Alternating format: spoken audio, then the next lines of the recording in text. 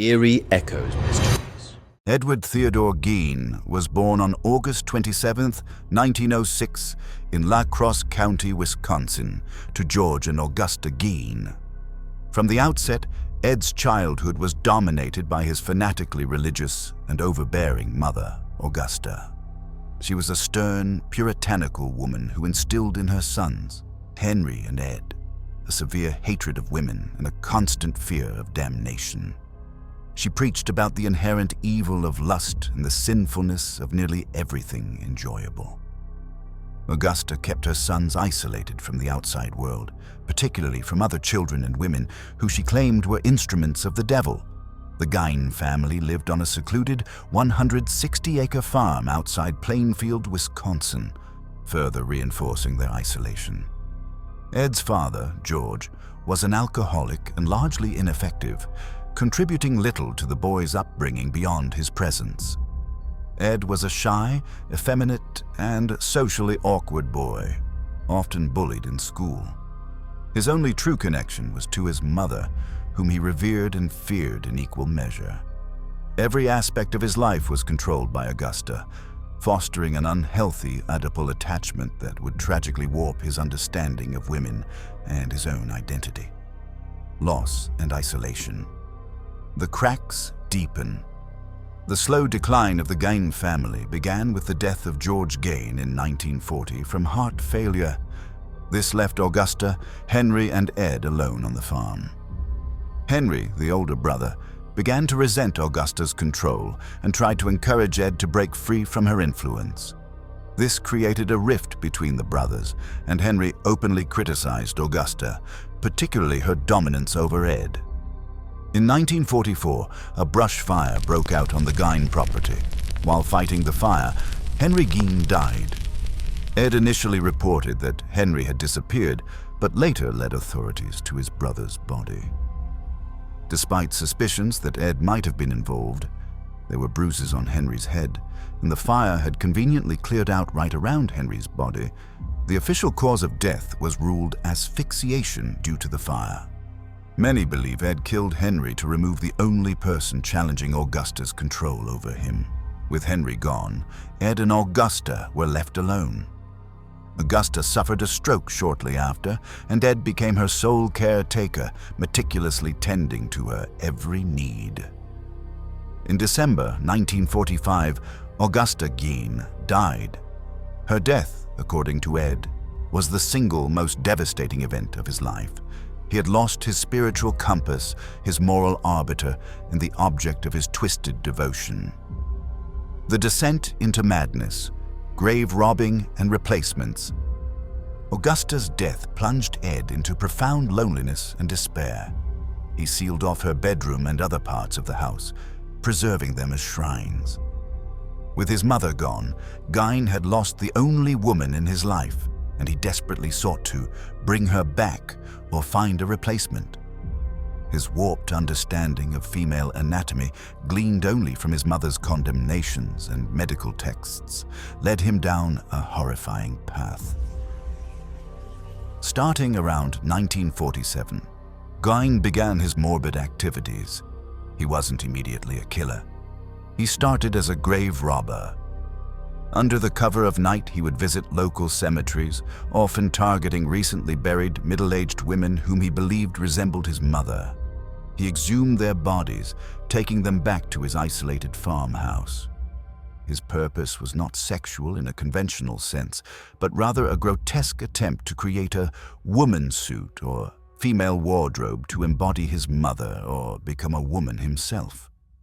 He experimented with body parts, creating masks of human skin worn over his own face, bowls made from skulls used as everyday items, chairs upholstered with human skin, leggings and vests made from skin, an attempt to literally wear women's bodies, nipple belts and vulva collection, a lampshade made of skin, a fruit bowl made from a human skull, a heart kept in a pot on the stove. His home became a macabre museum, a testament to his severe mental illness and necrophilic obsessions, all fueled by his inability to process his mother's death and his dysfunctional upbringing. The murders. The Butcher of Plainfield. Emerges, Gein's activities escalated from grave robbing to murder. Driven by his increasingly bizarre compulsions, he committed at least 2 confirmed murders. 1. Mary Hogan, 1954. The owner of a local tavern, Hogan disappeared from her establishment. Her body was never found intact, though parts of her were later identified in Gein's home. 2. Bernice Worden, 1957. The owner of a hardware store in Plainfield, Worden vanished on November 16, 1957. Her son, Frank Worden, grew suspicious when he noticed that Gein had been at the store earlier and that the last entry in the store's ledger was for a gallon of antifreeze sold to Ed Gein. The discovery, a house of horrors. Frank Worden reported his mother missing and pointed the police towards Ed Gein. When Sheriff Arthur Schley and other officers arrived at Gein's farmhouse on November 16, 1957, they were met with a scene that would forever scar their memories and send shockwaves across the nation. Inside the dilapidated farmhouse, they found Bernice Worden's decapitated body hanging upside down in a shed, gutted like a deer. The true horror, however, lay within the house itself.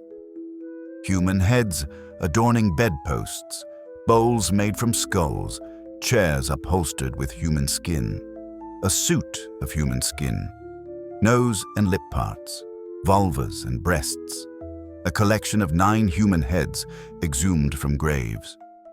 Mary Hogan's head, identified by description from the tavern.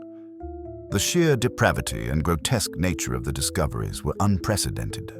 The house was essentially a monument to his necrophilia, cannibalism. Though he denied actively eating human flesh, some evidence suggested otherwise, and extreme fetishization of human remains, all centered around his desperate need for female companionship and his mother. Arrest and confession. Ed Gein was immediately arrested. During interrogation, he confessed to the murders of Mary Hogan and Bernice Worden, as well as to grave robbing from several local cemeteries. He described his motives as an attempt to create a woman suit so he could become his mother. He was deemed mentally unfit to stand trial initially and was committed to the Central State Hospital for the criminally insane. Years later, in 1968, he was found guilty of Bernice Worden's murder but legally insane, meaning he was not held criminally responsible for his actions due to his mental state. He spent the rest of his life in various mental institutions. Legacy and cultural impact. Ed Gein died on July 26, 1984, at the Mendota Mental Health Institute. His story, however, left an indelible mark on a popular culture, inspiring some of the most iconic horror villains in cinema. Norman Bates in Psycho, 1960. The mother-dominated, taxidermy-obsessed killer. Leatherface in the Texas Chainsaw Massacre, 1974. The character who wears human skin masks and lives in a house filled with human remains. Buffalo Bill in The Silence of the Lambs, 1991. A serial killer who skins his female victims to make a woman suit.